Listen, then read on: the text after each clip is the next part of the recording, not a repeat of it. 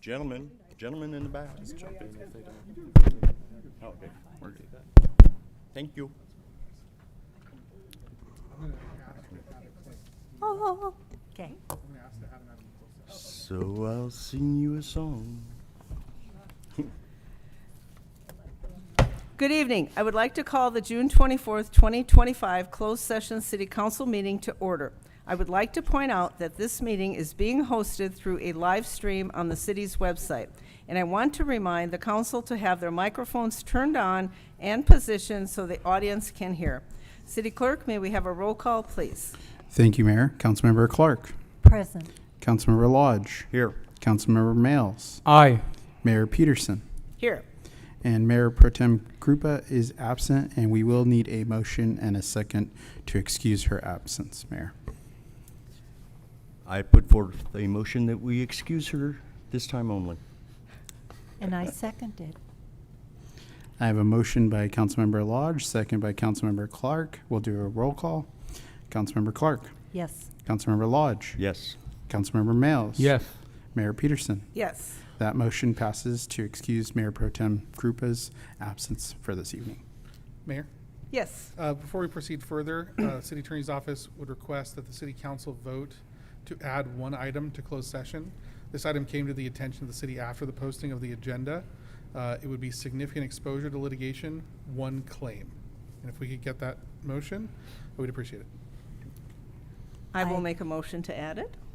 I will second it. May we have a vote? We'll do a roll call. I have a motion by Mayor Peterson, second by Councilmember Lodge. Councilmember Clark. Yes. Councilmember Lodge. Yes. Councilmember Males. Yes. Mayor Peterson. Yes. That motion passes 4-0. At this time, members of the public may only comment on an item appearing on the agenda. Please adhere to the following when addressing the council. Comments will be limited to 3 minutes or less. Comments should be directed to the council as a whole and not directed to individual council members. City Clerk, are there any registered speakers? Mayor, there are no registered speakers. Council will now proceed to closed session. Thank you for joining us. A report of closed session will occur after the deliberations.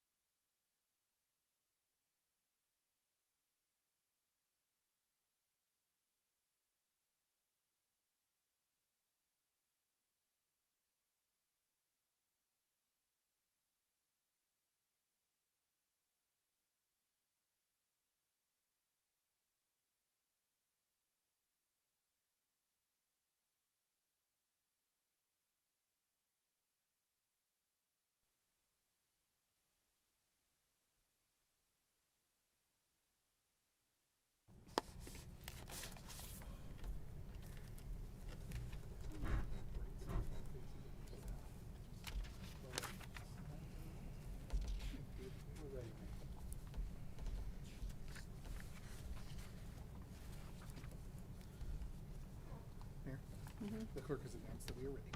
Okay, okay.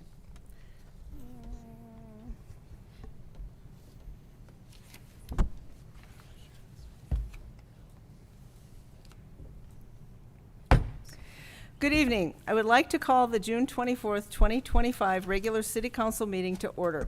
I would like to point out that this meeting is being hosted through the live stream on the city's website and by Zoom teleconference. I would like to remind the council to have their microphones turned on and positioned so the audience can hear. City Clerk, may we have a roll call, please? Thank you, Mayor. Councilmember Clark. Present. Councilmember Lodge. Here. Councilmember Males. Here. Mayor Peterson. Here. And then we'll let the record reflect that Mayor Pro Tem Krupa is absent for tonight's meeting and was excused earlier. Thank you. The invocation will be provided by Christian Tikas, after which Council Member Joe Males will lead us in the Pledge of Allegiance. Please stand.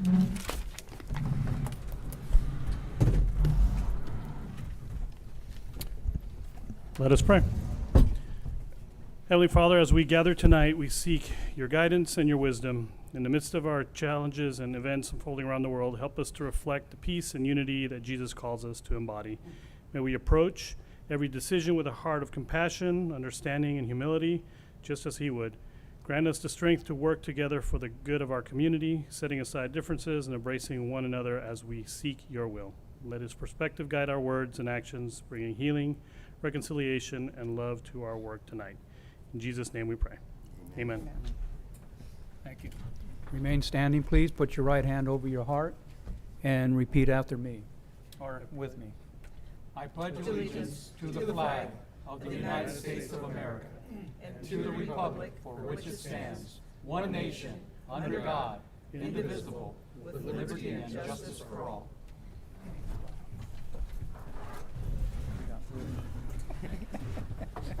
It's okay.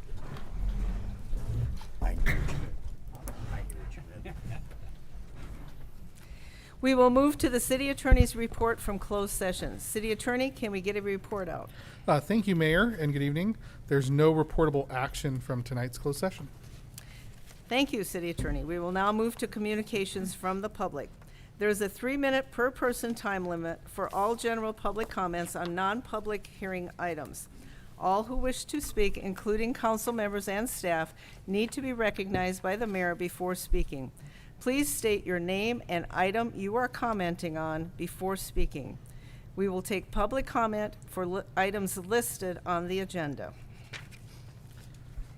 Thank you, Mayor. We have one item under 13A. This is Ernie Benzor. You're first. Okay. Hello, everybody. My name's Ernie Benzor, but you can call me Ernie B. I'm a real estate agent, and I'm going to be a music producer as time goes on. I moved into Hemet in January.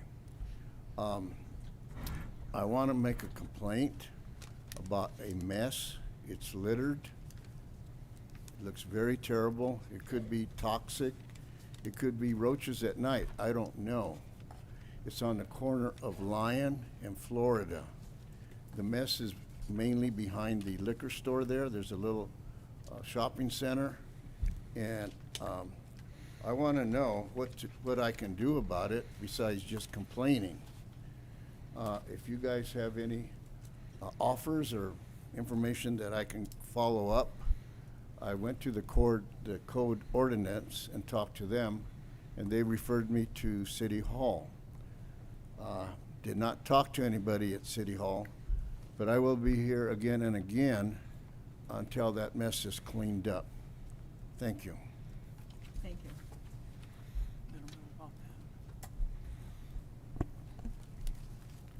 And then, Mayor, we have one more speaker under 13B. That is Jenny Hess.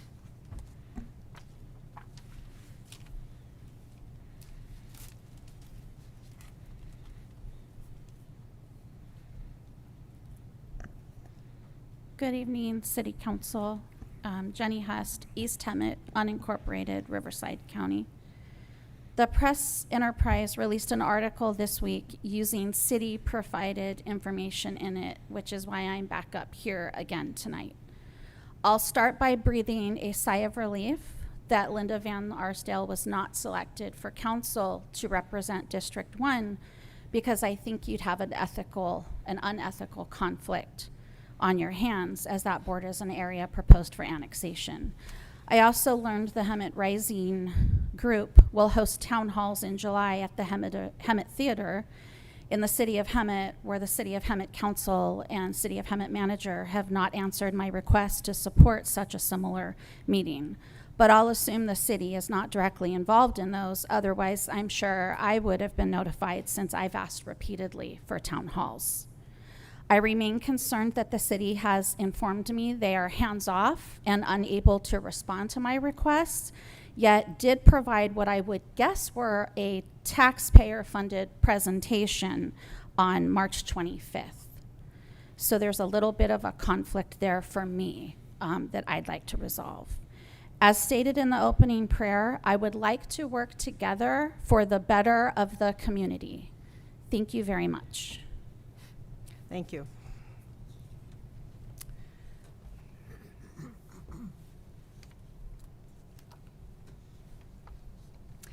We will take public comment for items not listed on the agenda.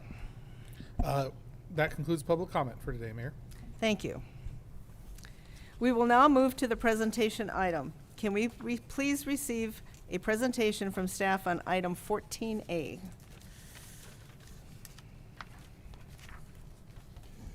Good evening, Mayor, council members. This item is the CIP 5717 that you awarded back in December. So we have a status update. We have Greg Guillen here from N2 Engineering, and he's going to present the status of the design that they've been working on.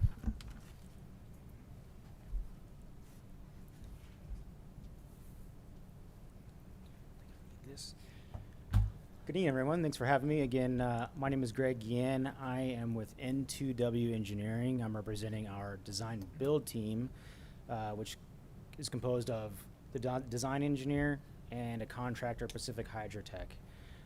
The city contracted with us to provide a drinking water treatment system for 2 of its groundwater wells, specifically removing a contaminant called 1,2,3-trichloropropane, or TCP as we call it. So I'll give a high-level description of our project and a status update, and I'll keep it informal. If you have questions as we go, please stop me and I'll answer them. Next slide, please. Do I have the clicker? I do. Awesome. The other way. There. Here's just a quick rendering of what the treatment system might look like, and I'll get into the specifics of the components of the system and how it works. And as also where it's located in town. Can you hear okay? Yeah, thank you. So this is just a introduction to our design, some project background. Again, we're taking water from 2 existing wells in the city, wells 15 and well 16, and constructing a water treatment system at Henley Park. And you can see on the map there, the location of the proposed treatment system is at Henley, along with well 15.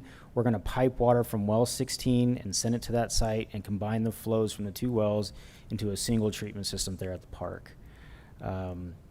Again, those wells are currently inactive due to the existing contamination of TCP.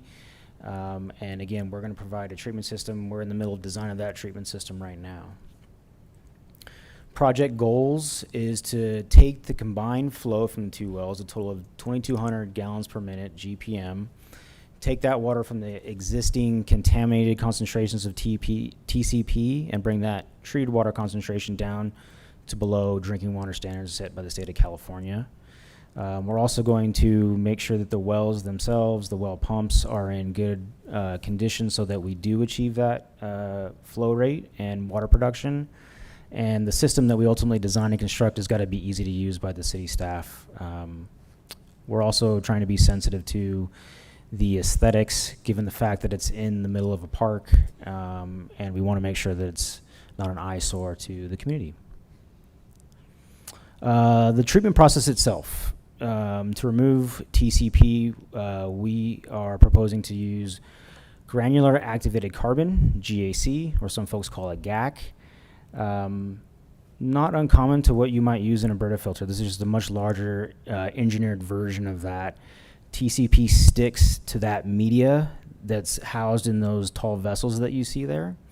The vessels are arranged in a two-stage system, so water will flow into one vessel, TCP is removed, and then it'll flow on through another vessel to catch anything that may have passed through. So you have a level of redundancy to ensure good water quality. We're also adding some pre-filters ahead of those GAC vessels to make sure that anything that might be coming out of the wells, sand for example, doesn't end up in the carbon vessels and foul those carbon vessels. We're going to provide chemical dosing to provide disinfection after treating so that folks have a chlorine residual and they don't get sick. And that water from this centralized treatment system is going to be piped directly into the city's potable water system. Part of our project was to give the city an understanding of how much this treatment system costs, not only to construct but to operate. So we put together a comprehensive life cycle analysis of the treatment process and the O&M cost of it. We actually looked at two alternatives, two different size vessels, a taller version that contains more media, more GAC, and a shorter version that would contain less. Again, this life cycle model, it considers the construction costs, the cost of the media, how much media do you use, how much does it cost to change it out, how much might it cost for the city's water system operators to change out that media and service the vessels over a 20-year period. That way we can compare apples and apples, alternative 1 versus alternative 2, and then help the city decide the path forward, short vessels or tall vessels. In addition to the life cycle cost, the dollar amount, we also looked at some of the aesthetics, right? Was there a significant benefit of one over the other? Again, in the middle of a park, one's much taller than the other. Did that make a difference to the city in terms of what we choose? So we've developed that life cycle analysis, and over 20, excuse me, wrong button. Over the 20 years, let me actually back up a little bit and show you the difference in heights. The renderings here show alternative 1 versus alternative 2, and I can flip back and forth, and you can see the differences in height. Both alternatives would work. They would treat water down to the goal. The cost was actually very, very similar over 20 years, so very, very little difference in costs between the two. But alternative 1 was ultimately selected given the small difference in cost. Alternative 2, the shorter vessels, we thought the lower profile in the park was going to be important to the city. So we're moving forward with design of those shorter vessels. Yes. How often are we going to have to change the carbon? Good question. Highly dependent on a couple things, right? The two wells have very different water quality, and how the city chooses to run those wells, and if they're going to run both at the same time, if they're going to run one part of the year versus a different well another part of the year, or some combination thereof. But we don't want media changes more than every 6 months, right? So when we looked at the alternatives and the sizing, we considered that change out frequency. That was a major driver in cost, actually, was nailing down what might be the city's schedule for running those wells, and then the impacts to the media change out. That's a major cost component, is that the media is very expensive, yes. What's the capacity of for the carbon? How many? Yeah, how much carbon is going into each unit? I want to say it's something on the order of 500 cubic feet. Don't hold me to that number. I don't have that number off the top of my head. Okay, I did. Yeah. Just round figure. Yeah. Thanks. Yep. I have a quick question. Yes. How long will these wells stay contaminated? Is this a lifetime thing? Or are we something where we can get it to a level that we don't have to treat? I mean, I'm kind of like, Sure.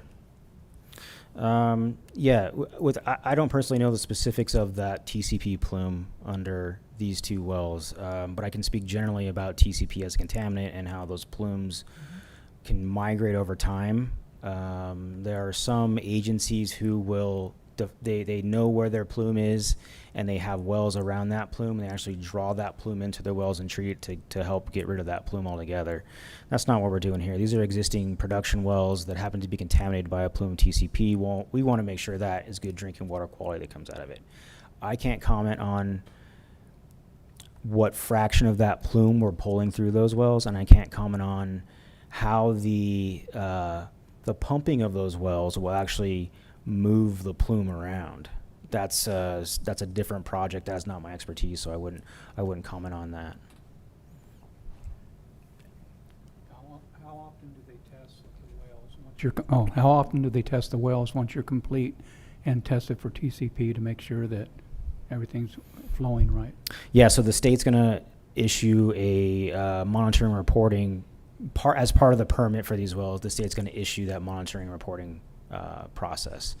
That monitoring reporting is going to be pretty frequent initially, and then as the city gets some track record of successfully using this treatment system, you can apply for say a relaxation potentially of that sampling and monitoring.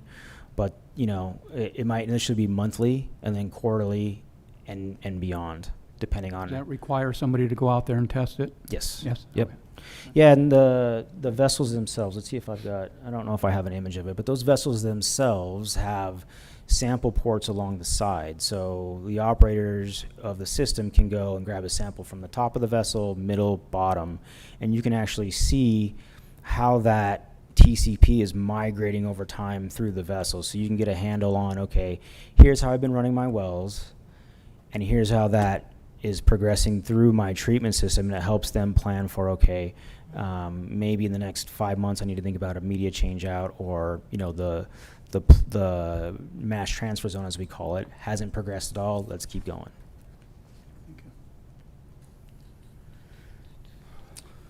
Okay.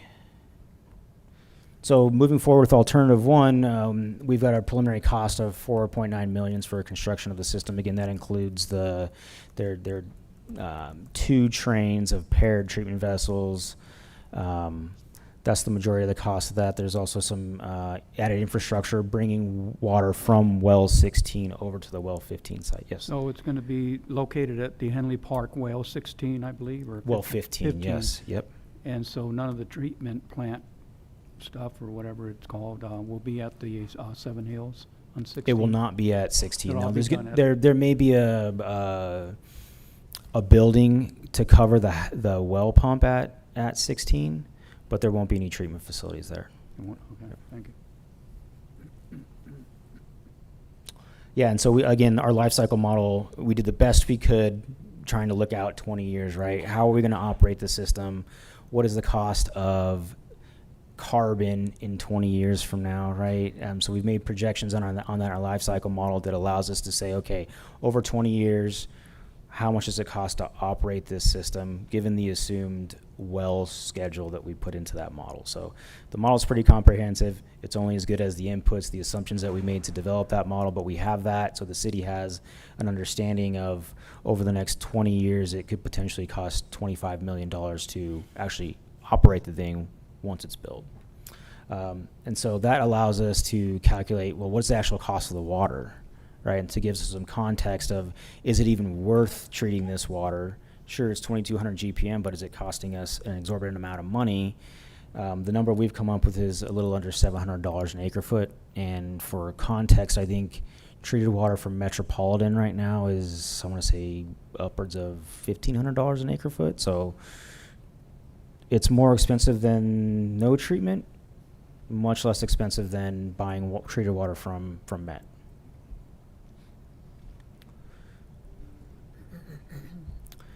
So that's where we're at right now. We've got it laid out. We've got our design at about let's say between 30 and 60%, developing more refined costs, working with our contractor to make sure that everything's moving smoothly. Everything looks good so far. If there's any questions on the project, I'm happy to take them. Just a quick one. Well 16's over in Seven Hills. Yes. Is there a pipeline existing going over to 15? There is not. The city is designing that pipeline right now. Yep. Okay. Yep. All right. I have a quick question. Yes. So it appears that it's 0.0007 parts per billion. Do you know what we're at right now, and when will the water be drinkable? That's a good question. Let's start from two ends of it, right? The state says that 5 parts per trillion, so 0.005 parts per billion, is a very low number. That's the state drinking water limit for this contaminant. The last water quality that we got for the wells, well 15 was, again, without having the numbers in front of me, I want to say it was 140 parts per trillion, so well in excess of the state MCL. Well 16 was, I want to say 9 or 10 parts per trillion. So they're both in excess, and again, that's the question came up was how often are we going to have to change the carbon out? Yeah. And you can imagine if you ran the well 15 with the poor water quality, if you ran that one full blast, you might change out the carbon more, right? So there's going to be a game that the operators play. How do we schedule those wells, right? Exactly. Right. And when is the water drinkable? When is the water drinkable? I mean, After it leaves the treatment plant. well, I understand but that, we but got- if we've got a 900 and 140, So we're not using them right now. right. But after they do the pipeline from 16. So you're sure the carbon's going to be able to bring the 900 or the 140 after the first pass? Yeah, that's the intent. So That's my yes, exactly. question. It's designed for, and I'll tell you a little more information on that. Okay. It's called a lead lag configuration. So you send your water through the lead vessel, and then it goes through a lag vessel. So it's essentially treated twice. Right. And the intent there is belt and suspenders, redundancy, in Yeah. case something gets through, there's an upset, something happens, that you have some essentially fresh carbon in that second vessel, that lag vessel, to catch anything that made it through. And the way it works when everything's working properly is that, again, I mentioned those 3 sample ports. You're watching the TCP migrate through, okay? So you're sampling those and getting an idea of, okay, it's about to break through that first vessel. I need to go and order new carbon. And so I refill that lead vessel, and this is where it gets confusing. The second vessel now becomes the first vessel, and you send flow through the first Okay. vessel, and then the I second see. vessel becomes the lag vessel, and you get this fresh carbon to mop up anything that gets through. So the intent is to take the TCP actually down to essentially non-detect concentrations below the 5 parts per trillion value. How many thousands of gallons can the water run through this carbon before you have to Oh replace it? gosh, that's a really good question. I wish I had that answer right now. Yeah, I have the number in terms of bed volumes, but that won't help you at all with that. How many carbon bed volumes? I have that number in my head, but let me get that number for you. Do you have any idea how many gallons of water is going to be flowing through there for the citizens at all? The design, the full design. So each train, I mentioned there's 2 trains of carbon vessels. Each one is supposed to, it will treat 1,100 GPM, gallons per minute. So 2,200 gallons per minute is the design capacity of that system. So that system could run 24/7, and you would be making 2,200 GPM for 24 hours a day, 365 days a year. You have to change out the media more often at that point. And I don't think that's the intent of the city, is to run it 24/7. They could if they need to for certain times of the year. Yeah. Peak demand, absolutely. But year round, maybe not. Let me get you that number. Okay. Any other further questions, comments? I'm good. Thank you for your presentation. It's very good. Thank you. Thank you.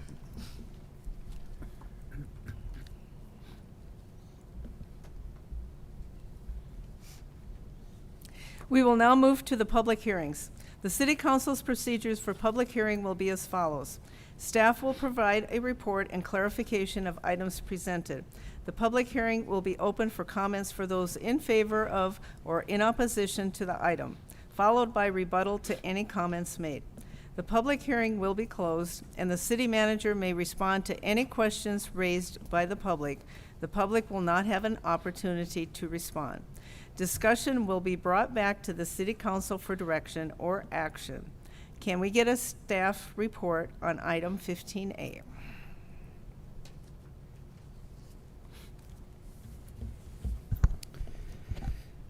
Good evening, Mayor, council members, city manager, and members of the Hemet community.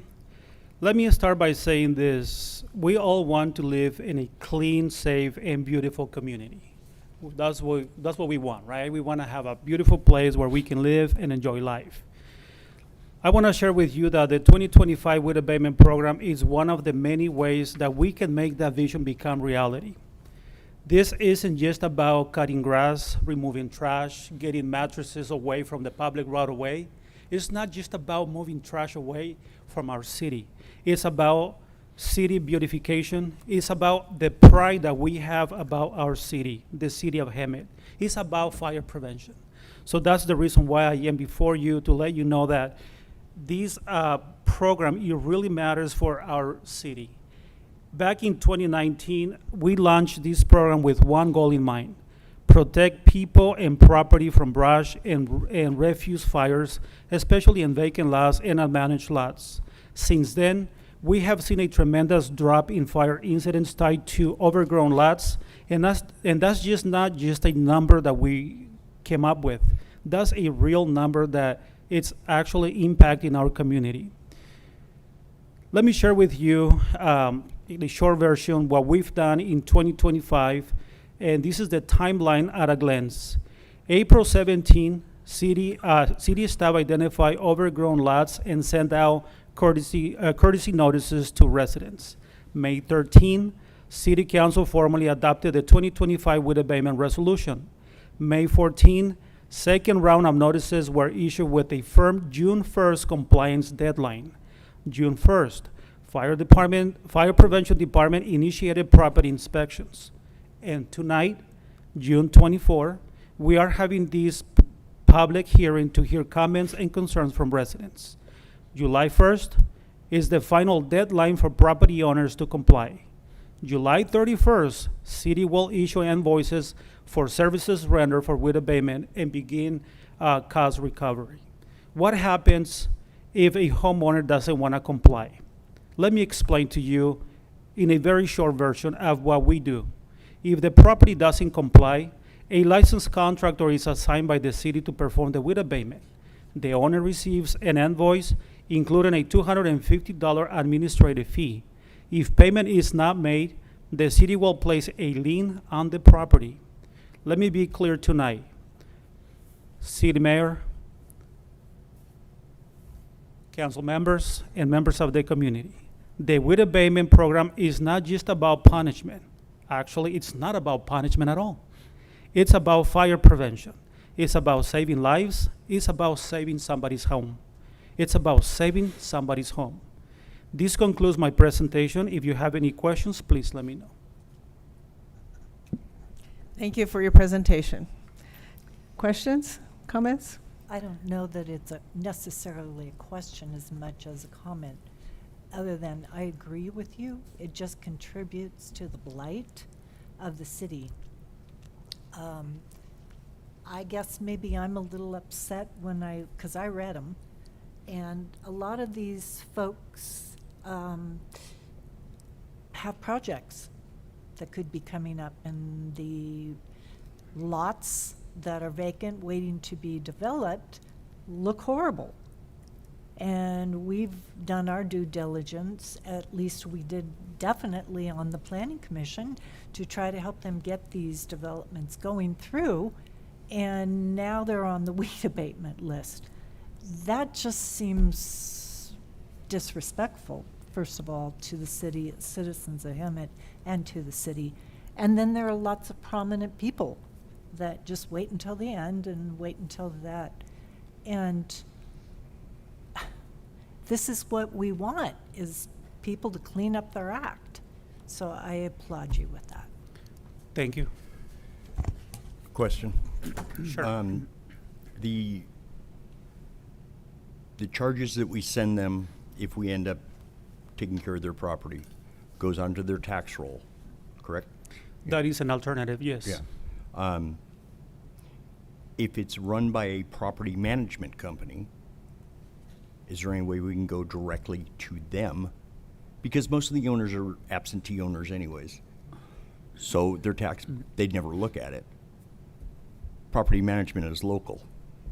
Is there any way we can go directly to them and find them instead of the owner? I know it's a legal question, but I Yeah, was that's just a wondering. legal question. I like to defer that to city attorney. So it's an excellent question, council member. One of the municipal code updates that we are bringing forward in the very near future is an update to the definition of responsible person to go simply beyond the person creating the nuisance and the property owner, and we're going to be adding a property management company who has been contracted for the purposes of maintaining the property to that definition, and that will allow code enforcement and any member of the Department of Life Safety to also cite a property management company that has been failing to perform their duties in maintaining property. But that is something that is forthcoming, sir. Thank you very much. Anything else? Okay, Thank you. thank you. I will now open the public hearing. City Clerk, are there any registered speakers? Mayor, there are no registered speakers. I will now close the public hearing. I will now bring the discussion back for City Council deliberations. Council, do you have any final comments or questions? Can I have a motion to approve the item?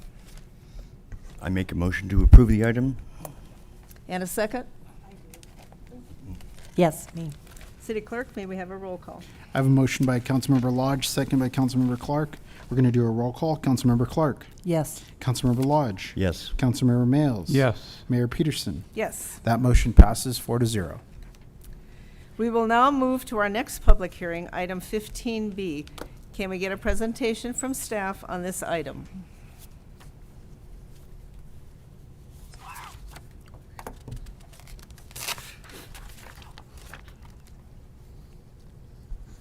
Good evening, Mayor and Council. Tiffany Barnett, Administrative Services Director. Tonight's public hearing is for the CR&R delinquent tax roll. Pursuant to government code, the city may place delinquent solid waste handling service fees and charges on property tax roll of the serviced parcels. The process for placement of delinquent fees on the CR&R on the property tax roll is outlined in both the Hemet Municipal Code and in the franchise agreement with CR&R. The process requires that CR&R deliver an annual report of the prior calendar year's delinquencies to the city. The city will then set a date, time, and place for a public hearing, which will be noticed by CR&R at their cost. Upon completion of the public hearing, the city may revise the delinquency report. The final report must be confirmed by the City Council for placement on the Riverside County property tax roll. CR&R has delivered the preliminary report of delinquencies to the city with a request that the city place the delinquencies on the property tax roll. To implement CR&R's request for property tax roll collection of delinquencies, a public hearing must be scheduled. At the hearing, the city shall review the delinquency report and hear any objections or protest of the residential customers liable to be assessed for delinquent fees. After which, by resolution, the report shall be confirmed. Staff and CR&R will continue to update the report as payments are accepted through July 25th, 2025, and may address items of concern, and the city may make revisions or corrections to the report as needed. The delinquent fees outlined in this report, as confirmed, shall constitute special assessments against the respective parcels of land and are a lien on the property for the amount of the delinquent fees. A certified copy of the confirmed report shall be filed with the Riverside County Auditor for the amounts of the prospective assessments against the parcels as they appear on the current property tax roll. On June 10th, 2025, CR&R mailed a notice of public hearing to all residents to all residential customers listed on the report, informing them that the hearing would take place at the City of Hemet Council Chambers tonight on June 24th, 2025 at 6 p.m. And staff kindly request the mayor to open public hearing, and that's the end of the report. Thank you for your presentation. I will now open the public hearing. City Clerk, are there any registered speakers? We have one registered speaker. Yes, Mayor. We have one registered speaker, Merhan Harmanian.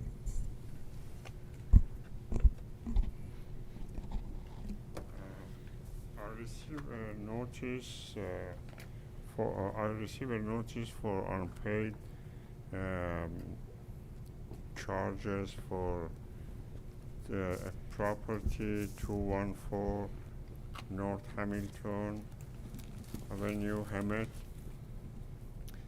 The total amount is for the whole year of 2024. And the deadline to pay this amount is written July 25th, 2025. But I have document that this property was vacant since September 3rd, 2024. And as I talked to the CRNR, according to our contract with tenants, they were responsible to pay the trash service, but they didn't. And I do understand that I'm responsible for that portion of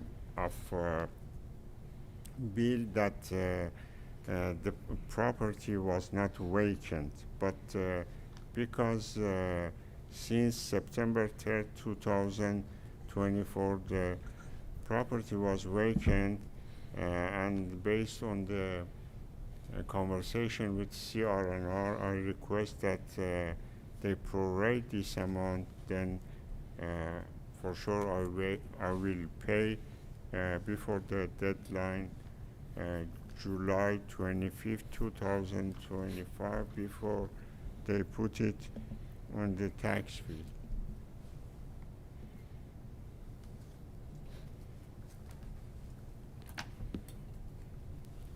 If you want to have the the copy of utility bill that shows that the property was vacant since September 3rd, 2024, I can present. You can give it to the city clerk.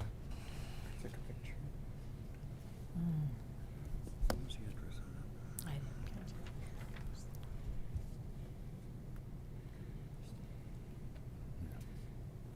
Thank you. We'll look at it. City Clerk, just for the record, can I get the spelling of his last name, or City Attorney? On the notice, it's Ross, R-O-S-S. In confirming it was for the address at 214 North Hamilton. Correct. Okay. The name I have on the public speakers is Mehrdad, M-E-H-R-D-A-D. Last name H-A-N-A-N-I-A-N.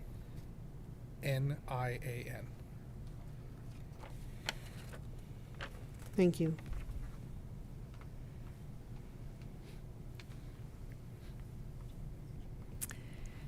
And I believe that was our only speaker, so I will now close the public hearing.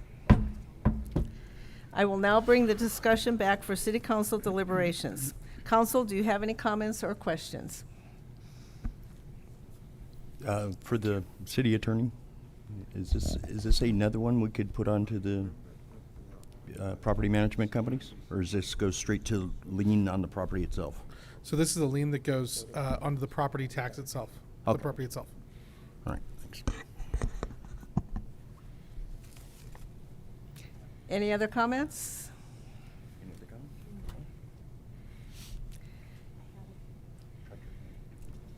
I had something and then it went poof.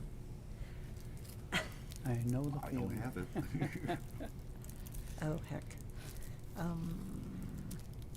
It'll have to, Can I have a motion to approve the item? I move to close the public hearing and adopt a resolution confirming the 2024 annual report of delinquent solid waste handling fees and authorizing their placement as special assessments on the Riverside County property tax roll. I second that. City Clerk, may we have a roll call? I have a motion by Councilmember Mails, second by Councilmember Lodge. We're going to do a roll call. Councilmember Clark. yes. Councilmember Lodge. Yes. Councilmember Mails. Yes. Mayor Peterson. Yes. That motion passes 4-0. We will now move to the receive and file item. Are there any questions or comments from the council on the warrant registers?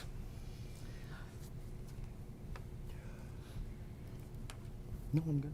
I already talked to Tiffany. Good. I'm good.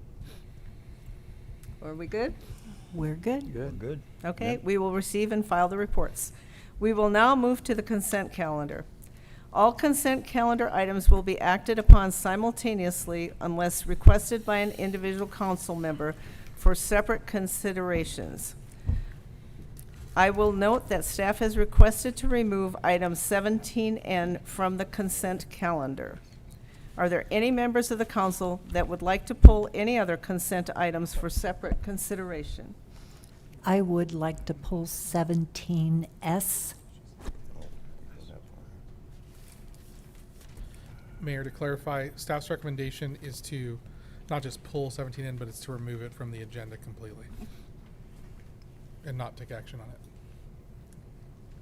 Do we need any more action on that then? Nope. No. Okay, thank you.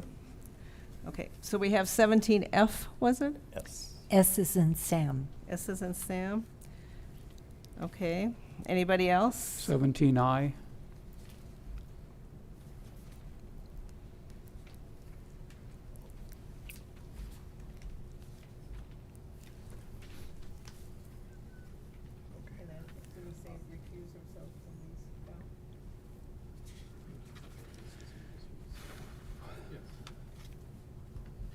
So now would be an appropriate time to identify which assessment district you would be recusing yourself from under, I believe it's items 17J and K and L.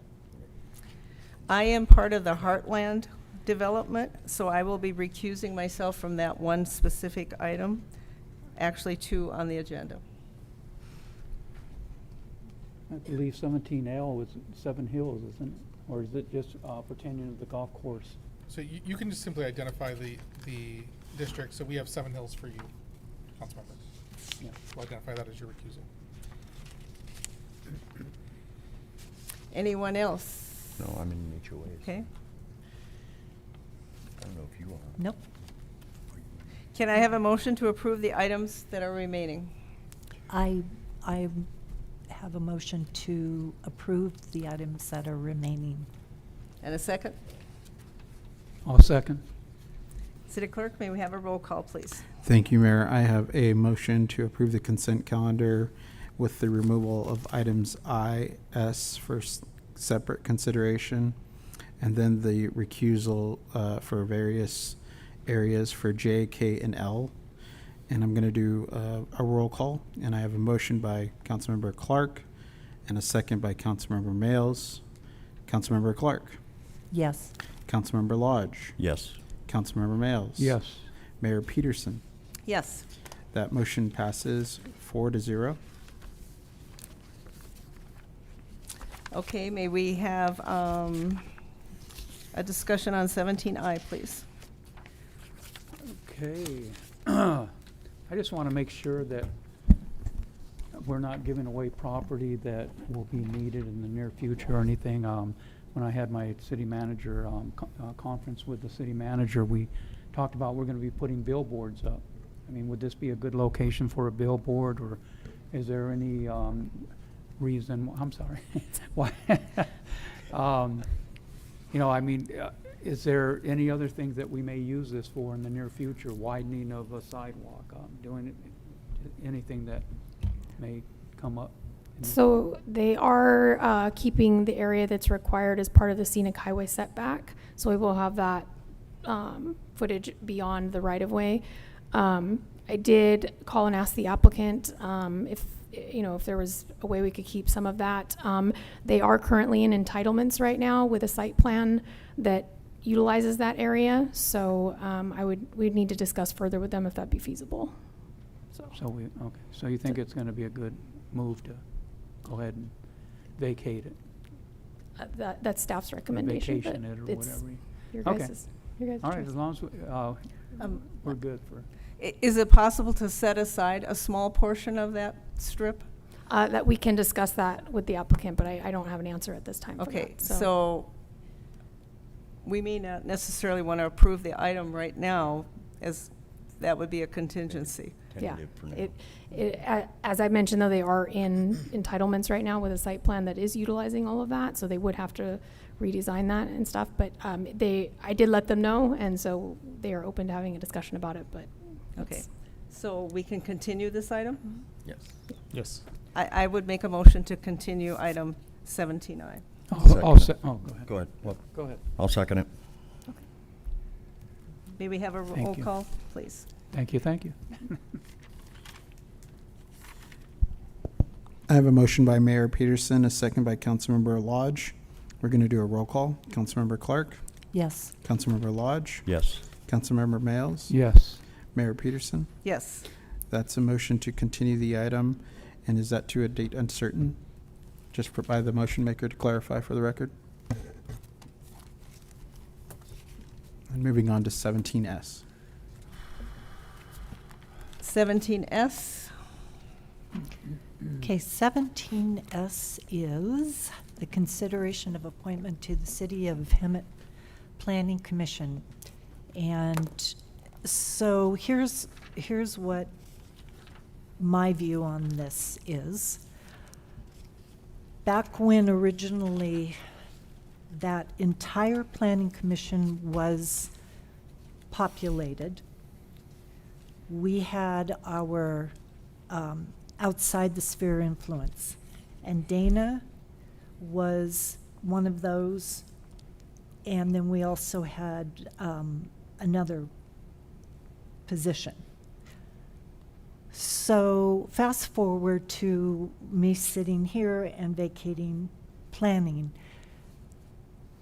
The applicants that I received for the Planning Commission nomination, a large portion of those addresses were out in the county. Dana being outside the sphere of influence and also now Worth, you cannot have a majority outside the sphere of influence. And because what I received most all that I felt were qualified was outside. So I approached it with Dana to see if maybe moving him from outside the sphere of influence, because he lives in District 1 and his qualifications were absolutely paramount for his performance. And then knowing in the past that Councilmember Males had discussed the fact that he did not have anybody representing his district. And I remember that, and I remember Carol saying, well, she had a lot of volunteers in District 1, which is true. But in this case, I felt it would be better served the city that I assume Dana in my district and then allow mayor and administration to either give it to Joe to find someone in his district, or, I don't know about Tom, but Joe was the first one that had made that recommendation. So that's my feeling, and we will be served at the utmost by Dana to begin with. He just is good at what he does. So we're not losing, but in a big way, you're gaining maybe a possible planning commission representative from another part of the city instead of out, because we cannot have another if we leave Dana the way he is. So, that's it. I knew I liked you for a reason. No, I'm just kidding. Well, That's then great. you're I not think gonna it's a good like move. me. I'm sorry? Then you're not gonna like me. Oh, my God.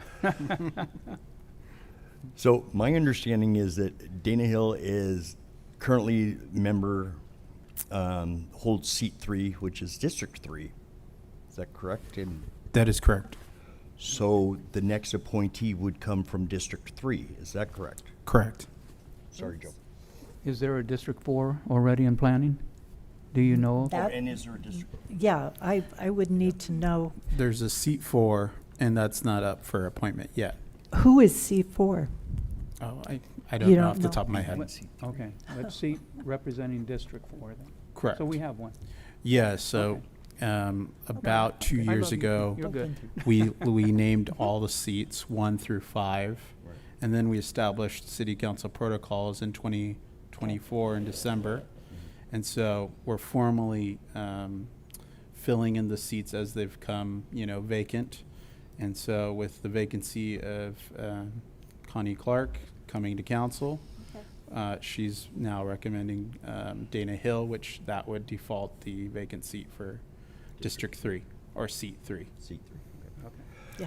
And Thank you just- very much. Just to add a little bit of clarification, the idea was that each council member would have the opportunity to nominate someone to the planning Correct. commission.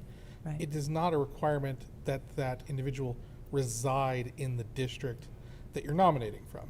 Okay. So, you may obviously choose someone from your district if you feel that there's someone qualified and appropriate, but you may find someone qualified who resides elsewhere in the city. That's your opportunity. The concern that the council had expressed in the past was, sure seems like a lot of the qualified people are all coming from District 1. Right. An amazing district, which Amen. we all love. Well, thank you for that clarification. So, Any other further discussion? May I get a motion? I make a motion that we continue on as we are. Can you be a Oh, little you more want me to be more specific? I'll do a The motion. appointment for Mr. Yeah. Hill to seat 1 and to fill the vacancy for District 3, seat 3. And a second? I'll second that. May we have a roll call? I have a motion by Councilmember Lodge, second by Councilmember Males. We're going to do a roll call. Councilmember Clark. Yes. Councilmember Lodge. Yes. Councilmember Males. Yes. Mayor Yes. Peterson. Yes. That motion passes 4-0 to appoint Dana Hill to the Planning Commission. We will now move to discussion action items. Can we have a report from staff on the discussion item 18A?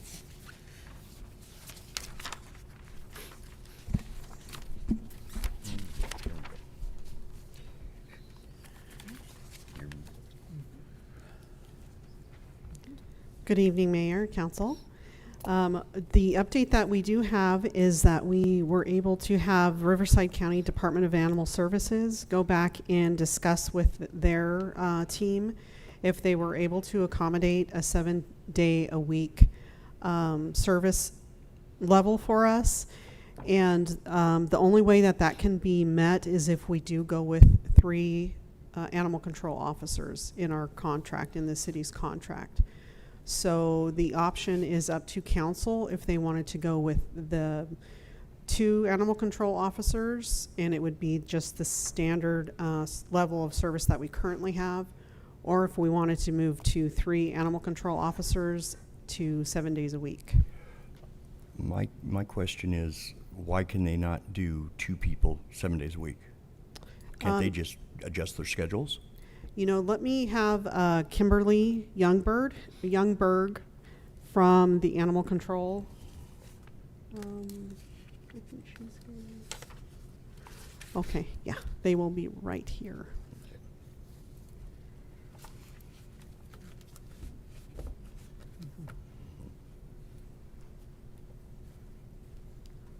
Good evening, Mayor, City Council members. I brought our field lieutenant for this, for the San Jacinto Animal Campus here, Leslie Hunikins, who oversees these staff, and she can explain in a little more detail why that presents difficulties for us. So your 2 officers that are dedicated to your city currently work 5 days a week to fulfill that contract. So for that would be overtime. There's no way to adjust that schedule and have them work in a normal 40-hour week and then go ahead and work in your city. So it would require a 3rd officer to do that. It's not physically possible for them to do that. So you can't work Sunday through Thursday and? Not and have 2 officers, no. Oh, well, the other officer working the opposite schedule. So Saturday and Sunday are covered. They're working 40 hours. You wouldn't have 2 officers on at the same time. You have 2 officers working 5 days a week. But at least we'd have an officer on the weekends. Now, I want to be, it's not a matter of the animal isn't worth the attention. I get that. My issue with it is we can't control people abusing or leaving a dog, and it very often happens on a weekend. And then someone has to come because you have that emotion wrapped around that animal, and I get it. I don't like to see that either. And so that's my point when I say, It is. you know, we have to have someone to call to. And the last 2 times, one was at the Sushi Ray, and the other one was an animal that was sitting inside a store that was being harassed by a male dog because she was in heat. And we could not get, this was a Sunday. So, and I get it, you are only so many people. We have 2 people on the weekends that service the entire central portion of the county. That's the problem. Yes. Because they couldn't come, and the woman that owns the store, the female was getting mad at the male and was growling. Now, what do you want her to do? So then we had to have our police officers come and detain it, and that's where I said then we need to be billing the county for not having that coverage. If I can just step in for a moment, part of the reason for this problem is because your call volume during the week really requires the 2 animal control officers on staff for those 5 days a week. And so leaving us to resort to having to respond to emergency calls on the weekends with these 2 officers. So that is why we're saying with your call volume, you really need 3 animal control officers. Another thing that I wanted to point out was very recently, we do now have the San Jacinto Animal Campus open Tuesday through Sunday. So the shelter is actually open Saturday and Sunday now. So for those residents that, you know, have some kind of an emergency with, you know, a stray animal that's healthy and they can confine and whatnot, they can actually bring it to the shelter now. Right. Well, so that is a that's change. easier. Yeah, I mean, and I appreciate that. Please note that I really do appreciate the job, first of all, because I had a very, very close friend that was animal control, and she had 50 million dogs and cats at home because but that Saturday and Sunday, not having priority for that is just, the business almost had to close. The problem that you're going to run into is if we spread them out that way, you're not going to have enough people to respond Monday through Friday to the volume of calls that come in, which is going to lead to even that much more overtime or that many more calls during the week that go unanswered. Not necessarily not Monday through Friday, but just Mondays and Fridays. Tuesday, Wednesday, and Thursday, you still have the 2. Yeah, Monday through Friday, you have 2 officers that are dedicated solely. They're full-time, and they are extremely busy. They go out with a grip of calls, they're dispatch calls throughout the day. So Right. there's really no way to split that shift and have one of them, you know, part of the week and then cover the weekends. It's just not with the call volume coming in from your city. To me, we needed to have a discussion before we had this contract. Discussion. You know, to me, that was something that we probably should have all had a little input in, because it's an emotional thing. And what's the cost of a third? It should be outlined in the handouts that you guys received. Off the top of my head, I want to say it's about $250,000. Okay, and that's per year? Yes. Per year, okay. That's per year for the, And just so you guys know, I mean, your call volume is extremely large. You know, I was just talking to Lieutenant Hunikins as we were coming in here, and it's been about 5,000 calls, activity calls per year, No, which I is That's what I was get just it. gonna ask you. lot. Okay. It's, and on the weekends, I mean, I get it. I know we're over a barrel. That's where maybe having a discussion, and we need to figure out where, is it our homeless that have the animals, and can we stop them adopting? So it's a combination. We have a lot of homeless that have animals. Obviously, we're assisting the police department quite frequently in impounding animals. But also, too, a lot of that call volume is stray animals from just your constituents. So that's where, you know, we would like to talk to them more about microchipping. We impound just over the field, not what's coming in on the over the counter, but 1,090 animals that the officers picked up. And unfortunately, because none of these animals either are microchipped or have any kind of identification on them, Right. we're only able to get back 48 of those animals. See, So and if that's everything's heartbreaking. microchipped, the officers all carry a microchip scanner on their truck. We scan these animals. If they have identification of any kind, we're getting a hold of that owner and we're dropping them back off. But without that, unfortunately, they're coming into the shelters. So you said your shelter's open Saturday and Sunday now? Correct. Do they take calls that people call and have a problem or emergency where they can walk the person through something Yes. and maybe they can take the dog there or the cat there? Okay. As we discussed in our last meeting, a lot of education needs to be done in our city. So we had talked about you coming out to some more of our events, having the spay and neuter clinics more often. And did you say they're $3,500 for each session? Yes, correct. And how many could they do in a day? So for spay and neuter, we do about 30 animals, Okay, and that 30. includes all the vaccines, microchips, whatnot. Yeah. If we do a vaccination and microchipping clinic, though, we can do a lot more, up into, you know, about 150. Say that last part again then? 150 The whole thing? animals If can you be do what served. now? If we do just vaccine and microchipping Oh, just clinics, those we two can things. do a Okay. lot more Yeah, animals. because the spay and neuter takes obviously longer. Okay, yeah. So that's another route that we can go. So I think right now for our city, we could keep the two and have more public education and more spay and neuter clinics, and, you know, just get more awareness out there and tell them how much it's costing the city. You know, please take care of your animals. how much, how difficult is it just to do, like, we're doing a community event next week and you guys just to show up? Would that be a hassle, or can we get together on timing on different events that the city is holding so you guys can be there? So the good news is that we are increasing the life-saving staff in our shelter, and actually I wanted to introduce you guys to Damian Cruz, who's working now at the San Jacinto Animal Campus, and he's Hi, Damian. the supervisor over life-saving programs.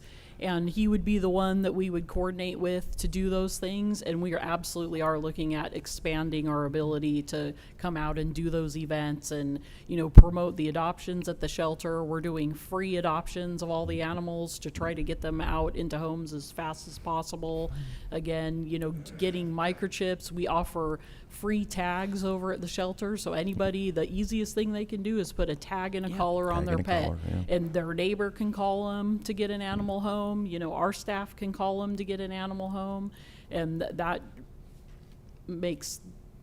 is the easiest solution to get these animals home and out of the shelter. Perfect. So at the beginning of the year, can we kind of reconvene and discuss what calls and what, can you give us data? Yes. Absolutely. If you can give absolutely. us data, then we can work with that. That's just, Yeah, that's another thing that we're working on right now too, is making sure that we're we're moving forward. We're going to be providing the cities with, updates of, the data, the animals coming in, the Yeah. types of calls we're responding to. Right. Especially some of the complicated things that our officers have had to work with different cities, and just to increase that awareness and show you guys the level of service that we're providing. if you receive an animal from our police department, can you make sure that that data is in there so that we can identify? It's there. It is. It there. is. Okay, that's fine. Because we got to find a solution, and I just last week I had to put to sleep my 14-and-a-half-year-old lab, so I get it. But I feel for so many animals out there, and you have a rough job. I get it, and I appreciate you. Go ahead. No, I was just going to say, Damien, let me get your card before you leave, Mhm. and we'll set this up. And I make a proposal that we accept this resolution as is, to be talked about later, to increase. But For two people? For 2 people at this time. Yes. Yeah. And we can always. 2 full-time people. And we can always amend it Yeah. and see, Down the road. in another Could year, you we add may the want to add January- another person or something. Could you add the January reconvening? Damien also has an announcement for you. Okay. Hi, everyone. Again, my name is Damien. I oversee the life-saving programs here at our San Antonio shelter to hopefully help with the reunification of pets with our owners. We are hosting a free microchip event and vaccine event this Sunday at all of our campuses from 10 a.m. to 4 p.m.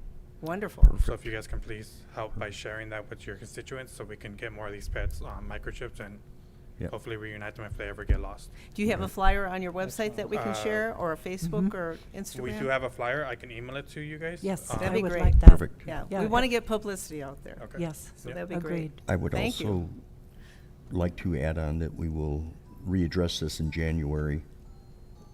That- Okay. Okay. Thank you, everybody. Thank you. Thank you very Okay, much. I have a motion. Can I get a second? Second. May I have a roll call, please? I have a motion by Councilmember Lodge, a second by Councilmember Mails. We'll do a roll call. Councilmember Clark, Yes. Councilmember Lodge, Yes. Councilmember Mails, Yes. Mayor Peterson. Yes. That motion passes 4-0. Can we have a report from staff for item 18B, please?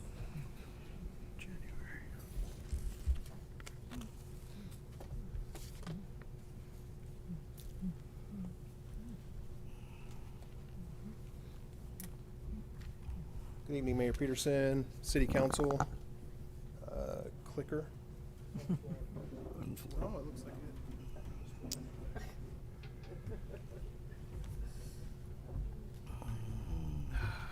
Let me try and put this thing back together again.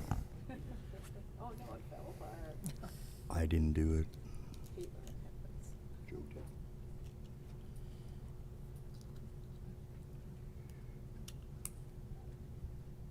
See if we can get it to work. There we go. All right, thank you for your time. I wanted to propose the evolution of our drone as a first responder program that we've been running for a little while. So a little program background. We launched our drone as a first responder program in April of 2023, and our primary mission was to enhance public safety and officer safety with enhanced situational awareness for calls that we respond to. It's been a pretty resounding success. We were really impressed with what we were able to do. To date, we've flown over 2,000 flights, over 1,000 hours of flight time, and our average response time right now for the drone to get over an active crime scene or a call for service is 3.2 minutes, and the average for comparison for a ground unit response is just over 6 minutes. During the program, we've seen our drone number, as low as 1.8 minutes at times. Right now, our limitations that we've come across that we have found is we have one launch location, which was fantastic for the initial program and gave us a good handle on the capabilities of this technology. We subcontracted ground crew, which has been a limitation for us. The turnover rate and inconsistency has really affected our productivity. Limited hours of availability with that subcontracted ground crew. You have 10-hour shifts with lunch break, setup time, breakdown time, that sort of thing. And then scalability. If we wanted more coverage for the city, we would have to have subcontracted ground crew for each launch site. This is what we've proposed with two basically drone-in-a boxes now. We would have 24/7 availability with two overlapping launch sites in the city. We would have an integrated radar coverage, which we don't have now, so that would give us another added layer of flight safety instead of just using a visual observer.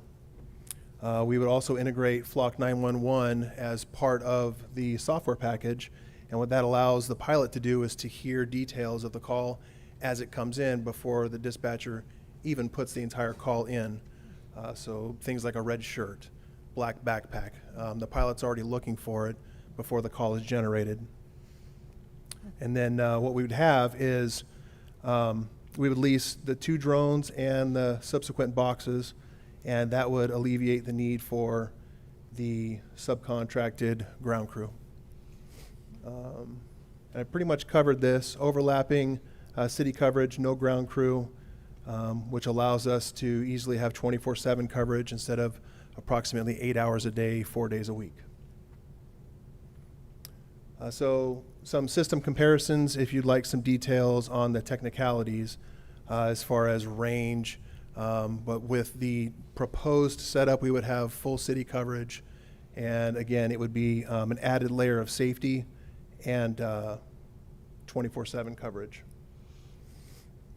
The budget considerations, we're going to save some money first year by getting rid of the ground crew and canceling that contract. Now the boxes are automated, and the radar will be doing most of that ground crew job of obstacle avoidance. And then it would increase the second year. And I believe you guys have the handouts of the details on that. So we're not really locked in second year if we go forward with this proposal. Technology is constantly evolving, and that's how we're seeing the shortcomings and limitations, and then also seeing potential for increased safety and coverage. So the second year, we're able to either pivot and go back to a manual ground crew, maybe even bring one in-house if we come across a budget constraint or something to that effect. So this aligns with our strategic plan integration, with our organizational effectiveness, and then obviously quality of life. We've been able to record a lot of really impressive successes and resolve many calls prior to ground officers arriving on scene. It's been pretty spectacular. The safety benefits are really impressive. And I'm definitely open for any questions. I'm Sir? interested in the launch sites. You said you had 2 launch sites. So with this proposed, we would have 2 launch sites. So we would have one at the station, which gives us close to the coverage that we have right now. And then I would like to see the second site closer to the mall, maybe Lion. That way the coverage will be overlapping and we could continuously be up in the air. You can't just launch these anywhere. You have to have specified locations in order to launch them. You can, but there's drawbacks. So if you launch, like our site right now, say I launch at the police department and I got to get to a call off of Kirby. It goes 33 miles an hour in a straight line. So I'm moving pretty quick, but I'm also using battery time. And that battery time is less time on station helping the officers.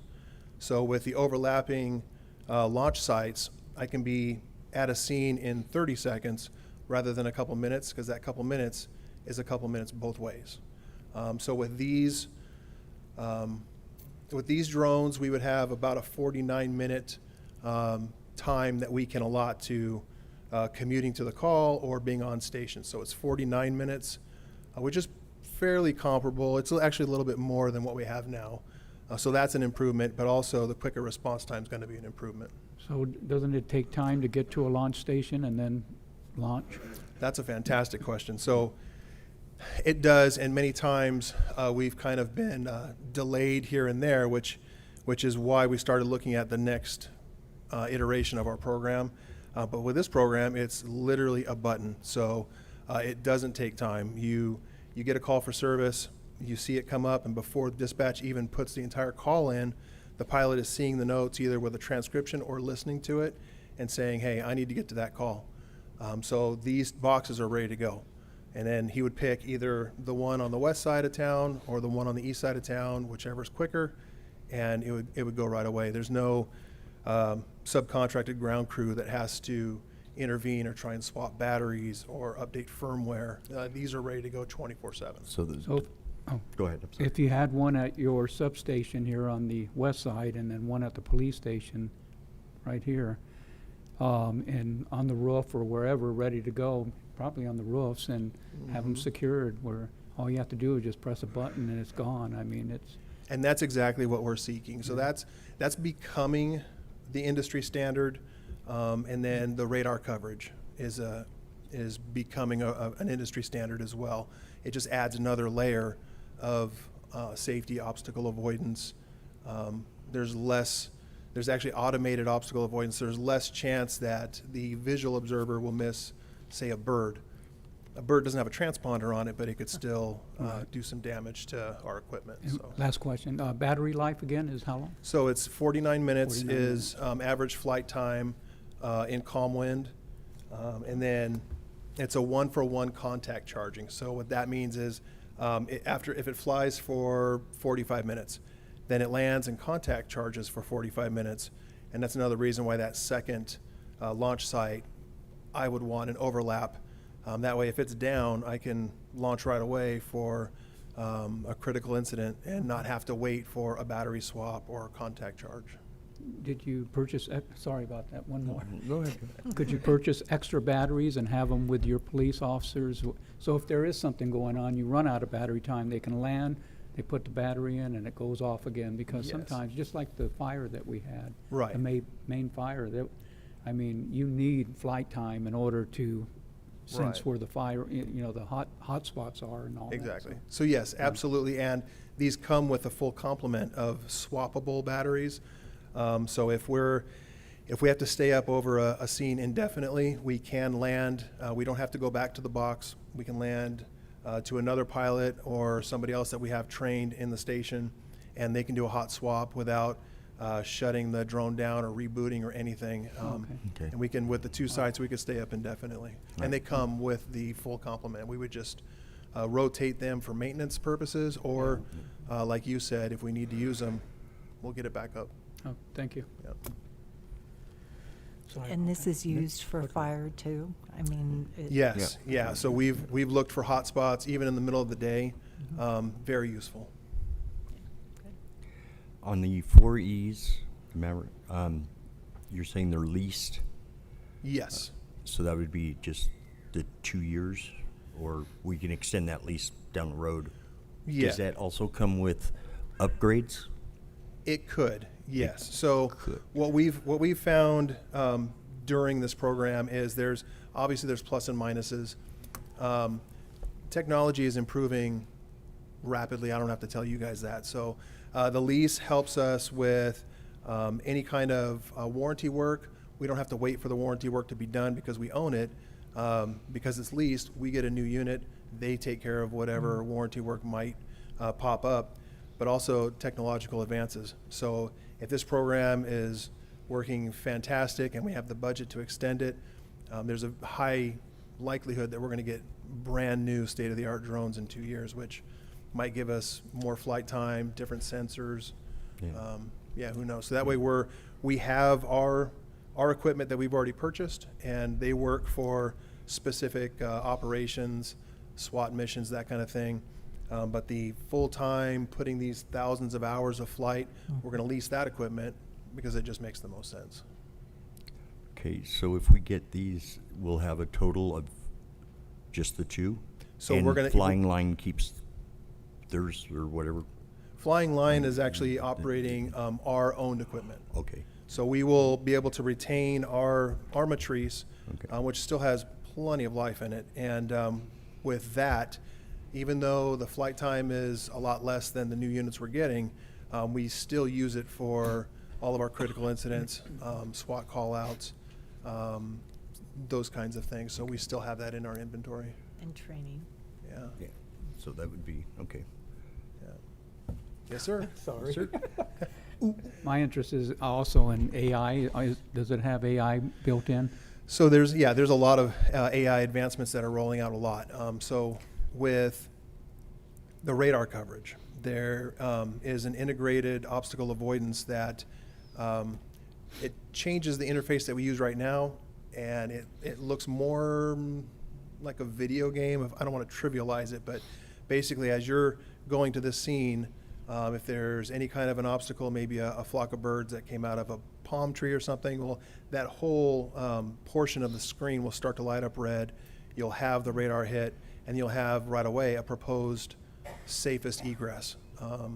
And I can see a time relatively soon where it's going to avoid on its own. But yeah, there's a lot of AI learning in it right now. Do our Flock and Condor cameras have AI at all? Or? There's some different features, and those are two different systems, but there are features that are evolving constantly that the companies do have for sale for subscription models.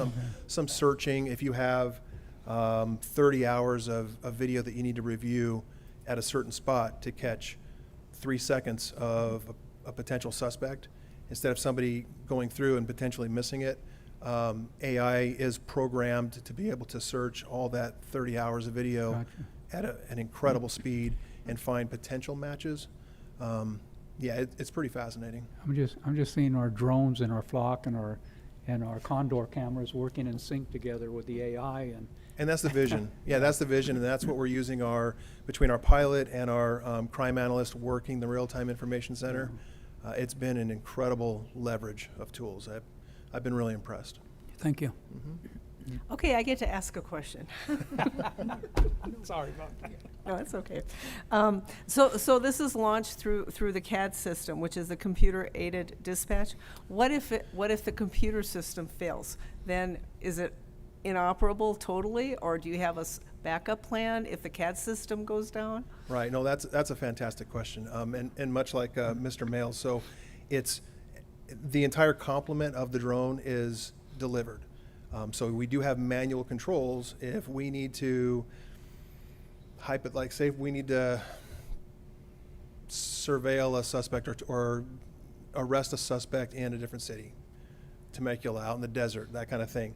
In a pinch, we have an entire, even though it's leased, it's still ours to use. We have an entire set. So we can go manual control. We have our battery pack that now we can go manual and just revert back to the basics. And the pilots can work it like a basic drone. It doesn't all have to be automated. It's really flexible. Yeah, that was a concern I had. So, yeah. It doesn't just lock you into one mode. It really covers a lot. Okay. How many pilots do we have right now? So we have, technically we have 16 trained pilots that are licensed by the FAA. Wow. Okay. And we started this in 2017, so we've all, we stay current with our licenses. Okay. I'm surprised we have that many. Yeah, well, we started off with 2. Yeah. So. And you have to get certified every year, or? So it's a recert every 2 years for the Every 2 107. years, Yeah. okay. And then we do monthly training and stay very proficient. The increase of 5412 on So that. So yeah, the first year is a savings of about 99,000. Captain has all the numbers memorized, but Yeah, so the first year, this program will actually save our Drone as a First Responder program almost just under $100,000. That savings comes from the fact that the radar system will be completely discounted and included in the price. The second year, that radar, they want to be paid for that radar, and comes at a price at $150,000 a year. So that would add to our current program budget $50,000 over what we pay now. The audacity of these people wanting to get paid. Yeah. We tried to work the best deal we possibly could, sir. Sounds good, though. You guys do good at that, too. You do. Yeah. Well, let's move. Let's move it. Yeah. Thank you for your very thorough presentation. Yes. It was interesting. A lot of good comments Yeah. and information you put out, so thank you very much. Thank you. Can I have a motion to approve the item? I move to adopt a resolution authorizing the city manager to enter into a lease agreement with Flock Safety, Inc. for the Aerodrome DFR platform at a cost not to exceed $100,000 in year one and $250,000 in year two, for a total 2-year amount not to exceed $350,000. And a second? I second that. City Clerk, may we have a roll call, please? Thank you, Mayor. I have a motion by Councilmember Mails, second by Councilmember Lodge. We're going to do a roll call. Councilmember Clark, Yes. Councilmember Lodge, Yes. Councilmember Mails, Yes. Mayor Peterson. Yes. That motion passes 4-0. Can we have a report from staff for item 18C? Yes, Mayor. Steve Graham Pacifico, your city attorney. I'll be handling item 18C. This is a declaration of surplus land for 3 city-owned properties, generally located south of Oakland and west of Buena Vista. Under state law, the city may not dispose of surplus land to third parties without going through the Surplus Land Act process. This requires that the city council formally announce that the land is surplus. The city then needs to publish what's called a notice of availability to the state Department of Housing and Community Development, as well as a list that they maintain of affordable housing developers. We have to go through a 60-day period where any interested party has an opportunity to reach out to the city and indicate their interest. Assuming that an affordable housing developer or other qualified party indicates their interest during that 60-day period, we then go through a 90-day negotiation period where the city is required to engage in good faith negotiations with those affordable housing developers to see if there is a price and terms of payment that we can agree upon. Assuming we get through that without a deal, so for those keeping score, that's 150 days of notice and negotiation. The city council then has the opportunity to dispose of the property to market rate a buyer, not a non-housing affordable housing developer. So we're getting the process started now. These are 3 parcels. They comprise approximately 9.5 acres. 2 of them are vacant parcels. One's a vacant parcel directly south of Oakland. The other is a vacant parcel behind the U-Haul that we have a license agreement with U-Haul to park their vehicles on. And the third is a parcel that currently has an existing building that is used occasionally by the police department for various activities. All 3 of these are adjacent to the railroad right-of-way, which may have a future transit village opportunity, which may make this a potential development opportunity for a housing and mixed-use development. Happy to answer any questions about the Surplus Land Act process. If you do have questions about the potential future uses or plans, that might be a better question for the city manager or staff.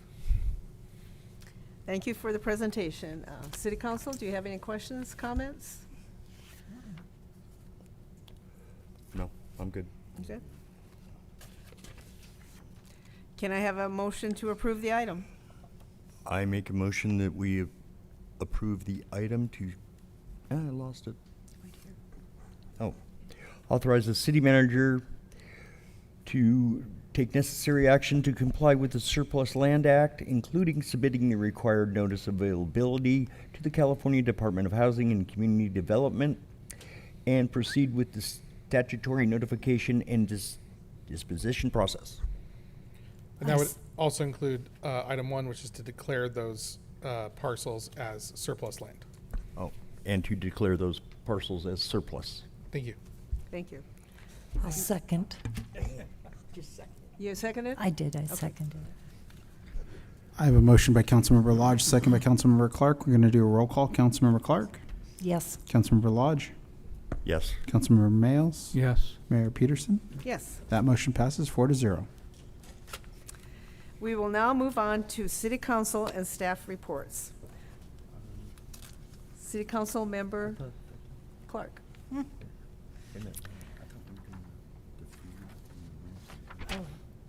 No, those were in the. Okay, got it. Okay. I would like to make sure that everyone knows about our beautiful new fire station remodel. And it's going to be on July 2nd, 10 a.m. And I have seen personally some of the stuff. It's nice. I think we're moving in the right direction, and I think the city should show up and definitely support our fire. They work extremely hard. I went on a ride-along with them, and I can't hold the hose, let alone roll the hose out in a straight line. I will try again, but honestly, we need to invest in our public safety, and we do need to support our fire department, even though it's in my district. So I was also at WRCOG. We had a wonderful speaker, the Admiral, that tells everybody to make their bed every morning, and he was phenomenal. Gosh. And then to be sitting there and having things happen. He dealt with Osama bin Laden, he dealt with Hussein, and then we're sitting there and things are happening in the real world. And I just thought, gosh, I wonder what he thought once he got done with this, and it was phenomenal. I really enjoyed it. And so that's it for me. Thank you. Council Member Lodge. Well, she took my cog away from us. That was Admiral McCracken? McCraven. Craven. I was close. Retired Admiral SEAL. Go And, yeah, Navy. He actually ran the whole SEAL department, which was, I'm sure he's got some stories besides what he told us. We have our first youth council meeting coming up, hopefully on the July 9th. July 9th. Oh, good to know. So, yeah, I was going to tell you that later. Okay. And I'm looking forward to that because we're going to play bingo. Mm-hmm. Don't ask me what it means, but it Yeah. means something. I was just informed that we're playing bingo. I do believe it's a competition, and so they get to know each other better. Mm-hmm. And I'm you know what? I'm really hyped about this youth council. I'm hoping it works out for the best, and I'm sure it will because a bunch of smart kids, and I cannot reiterate that any more than I do. It's just amazing how intelligent these kids are. That is just about it for me. No major disasters. So we're good. Thank you. Council Member Mills? Yes, the Planning Commission recap here is Deputy Director Emery Papp presented a summary of active projects review, included multiple new parks, commercial and industrial projects. We have a Dosner Organic Farms relocating to Hemet, proposing site improvements at a former religious institute, I believe on Latham. That'll be a good job. Business that'll create jobs in Hemet. Mixed use, Hemet Stock Farm redevelopment, 40 acres, approximately 200 units, single-family apartments over retail, hotel and historic structure preservations, requires a planned community application, parcel map, architectural review. But none of these triggered California environmental CEQA review, so we'll probably be moving forward with them. There's other things, but I'm not going to mention them. Capital improvements. This is for our mayor. Congratulations on a good job for this year so far. Completion report of 20 CIP projects, up from 14 last year, involving new speed bumps. 2 projects removed from this was CIP 5766 and CIP 4818. The trash enclosure removed for future recommendation pending property agreements. 4 projects revised due to increased cost estimates. We won't go through that.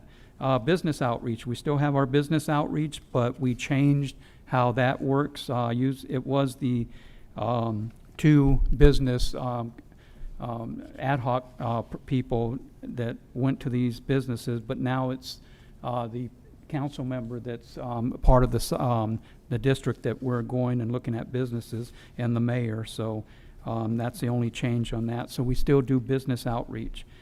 Cleanup and graffiti and homeless outreach ad hoc. That committee is moving forward. Remember, the city of Hemet uses C-Click Fix. So if you have C-Click Fix on your phone and you see a problem, you can C-Click Fix it and get the problem resolved. And the city will be out there within, just a couple of days to resolve that issue. We have changed our homeless policies. We no longer have CityNet for homeless. We brought it in-house under the police station and under Christian Tikas, and we'll be hiring an individual to be on the streets and trying to help our homeless people. WRCOG EV car share pilot program in Hemet and San Jacinto Valley. WRCOG secured $1.8 million from California's Clean Mobility Options CMO voucher pilot program to launch the EV guide. This will be a rental of EV vehicles, and they're going to have up to 15 all-electric vehicles in the valley that you can have an application and rent these vehicles to go to your doctor's appointments, shopping, or whatever you need for low-income people. And that should turn out pretty well. 15 vehicles where if you don't have a vehicle or you don't own a vehicle, you'll have access to one. And then,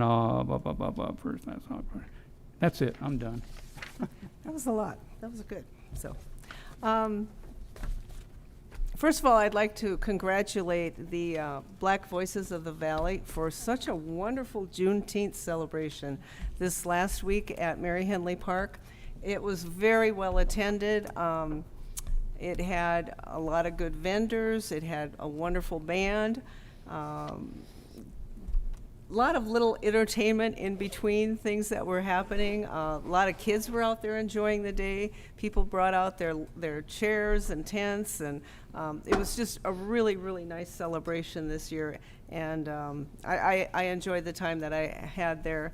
And congratulations to them. And thank you to all the city people that helped put that together. We had many departments in the city that partnered with them. And it was just a really nice event that we had here in our valley. So thank you. Along with the business outreach, Ben Sandoval does a Business Connect thing once a month in the morning. And this last week, he had a very interesting lady on from the Tack and Feed store that's right across from Valley-Wide Recreation. And I don't know how many hundreds of times I have been by that building and had no idea what was behind it. It is amazing. It is amazing. And we are going to partner with her and do some really cool stuff out there. And she's going to have a rodeo coming up soon. And I think it's September, she said. And Ben is going to work with her and do some more activities, I believe. But it's just such a cool place, and I had no idea that all that she has to offer behind that building. She helps with, like, the youth. She's going to start a youth camp back there. And she's just really a neat lady. I heard really good comments on her from everybody. Her shortened name is Molly, so she goes by Molly. But that was really interesting that I was on that Business Connect call. And anybody can come and join that. Is it the third? Well, it varies a little bit. We tried the third Thursday, but we kind of have to keep moving it. We usually announce it, and it's on the economic development website of when it's going to happen. But anybody can join it. We usually have some businesses, nonprofits, Chamber of Commerce is usually there, the city manager, myself, and anybody else that wants to jump in. This last time, Mayor Pro Tem Krupa was there for the first time, and she thought it was really a cool little thing that we do. So anybody out there, join us. So we will be having a Caltrans quarterly meeting soon. It got postponed for whatever reason just recently, but it's upcoming. So we will be talking with Caltrans very soon. And just a reminder, it's getting about to the time that we want to solicit any names for the Veterans Memorial. And on Veterans Day, if you have a service member that qualifies, we can put their name on an etching and have the family member come out, and we can honor that veteran. So all the information is on the city website and the directions for the Veterans Memorial. So we will be doing that on November for our Veterans Day celebration. So please take a look at that if you have a family member that has passed that was in the military, and they may qualify for getting the name on the stones that we have out there. So that's about all I have. We've been really busy with new businesses, ribbon cuttings. There's something every week in this town that's opening up, and we're getting better businesses in, and Hemet rises. City Manager. Thank you, Mayor. I want to begin by thanking the participants, the many participants from the community that participated in our branding focus groups and our one-on-one interviews last week.